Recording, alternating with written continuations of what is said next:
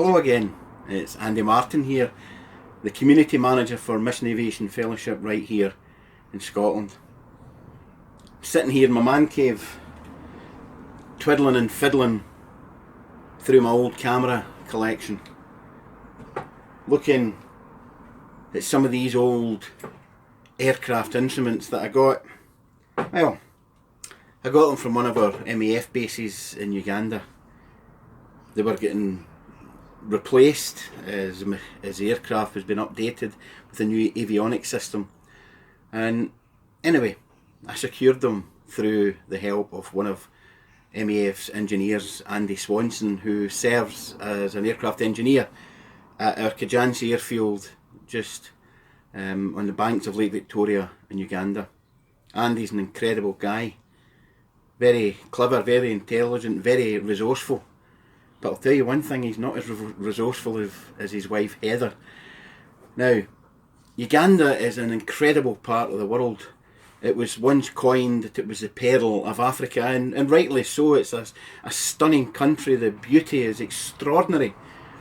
However, Uganda is a little bit unique, believe it or not, because, well, Christmas either comes 6 months early or 6 months late.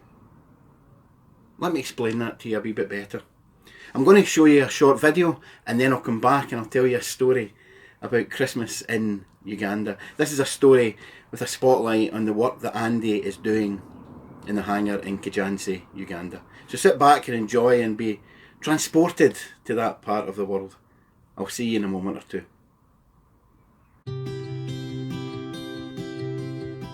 My name's Andy Swanson. I'm one of the engineers here with MAF in Uganda, and we're standing in our maintenance hangar here at Kijansi Airfield. We're quite a busy programme. We have 4 caravans that we operate from this base, and we have 2 206s, and we have this 182 diesel that have their maintenance carried out here. They operate all over East Africa, up into South Sudan and over into DRC. It's a really interesting blend of practical, hands-on, working with tools, and also thinking and analysing and troubleshooting and problem solving. So it's a really interesting job to be involved in. Obviously, aviation is a very safety critical industry, and so we want to make sure that our planes are maintained to the best possible standard for the safety of our passengers and our pilots. We operate in quite a difficult environment in Africa here, and so having avionics systems installed that are robust enough to deal with the situations that we put them through is very important, and so we play an important role in maintaining those and installing those systems. This plane that I'm standing beside just now was built in 1978, so it's just a little bit younger than me, and so it's because of good maintenance that it's still able to fly almost 40 years after it was first put together. I think the exciting thing about working in the maintenance hangar here is that all of the work that we do plays a part in all of the work that MAF Uganda do. The exciting medevac stories and evacuating people from South Sudan right before civil war kicks off, all of these exciting stories only happen because the whole team work together and you feel very much a part of a bigger picture.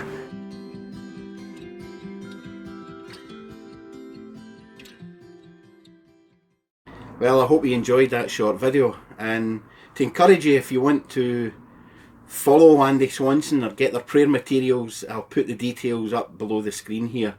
It's www.maf-uk.org/Swanson, and you can get information of their regular prayer requirements and their newsletter. But let's go back to Christmas in Uganda.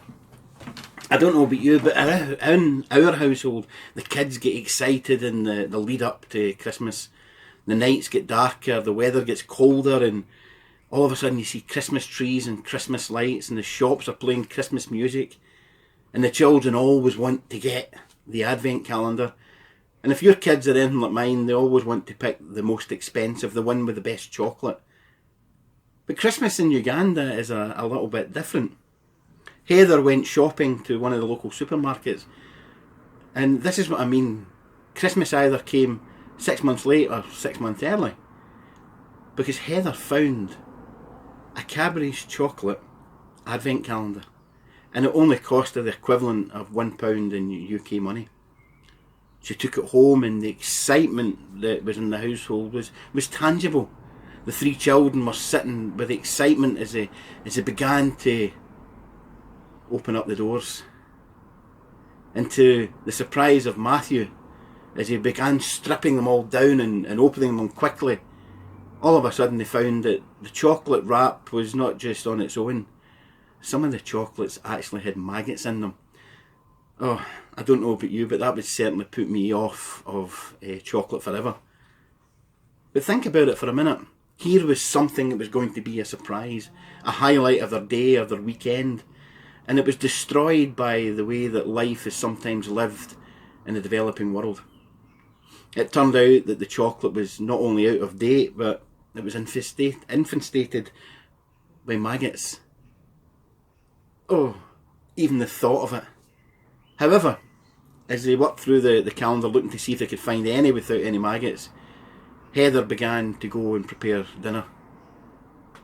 She got the rice out to cook it, and it was full of weevils, little insects jumping about in the rice. It just seems to be one thing after another. But the developing world, and living in the developing world, you come across these things on a regular basis, whether it's maggots or whether it's weevils. It's part and parcel of life. It's things that us in the UK here don't necessarily experience, if at all, very often. However, as adults come in, they found out that, well, you've heard the expression things come in threes. It turned out that the dogs, well, the garden had a tick infestation, and the dog was dropping a few happy-filled, blood-filled ticks all around the house. And there was 2 dropped in Abby's bedroom. But they had to wait till the power come back on. So things don't come in threes, they come in fours. And as the power came back on, and power cuts are a regular occurrence, Heather got the hoover out and was working her way around the bedroom, and, well, the dog decided to go for a nap. It went for a nap in Abby's bedroom. And although Heather was surprisingly calm, her son Matthew was a bit, well, put it this way, he's a young boy. And to get young boys to go for a shower at the best of times can be a challenge. I know, I've got a 14-year-old. But ever since the maggots, the weevils, the power cut, the ticks, well, Matthew's been in and out the shower like nobody's business. He'll be the cleanest little boy in the whole of Kampala. But sometimes that's what missionary life is like. So I want to encourage you to pray for Andy and Heather as they serve the Lord there through Mission Aviation Fellowship in Uganda. It's a calling, and a calling has to be supported in prayers as we uphold them faithfully and committedly before God, so that they can serve the way that they have been. So, if you want to know more about the Swansons, do go and visit our website. If you want to have a visit from MAF, again, visit the website and request a visit by one of our representatives. And at the moment we're doing that through virtual communications. But honestly, thank you for watching. I hope you found this short update in life of an overseas MAF mission family interesting, exciting, and a little bit creepy. So until we meet again, take care and experience every blessing in the Lord. Bye bye for now.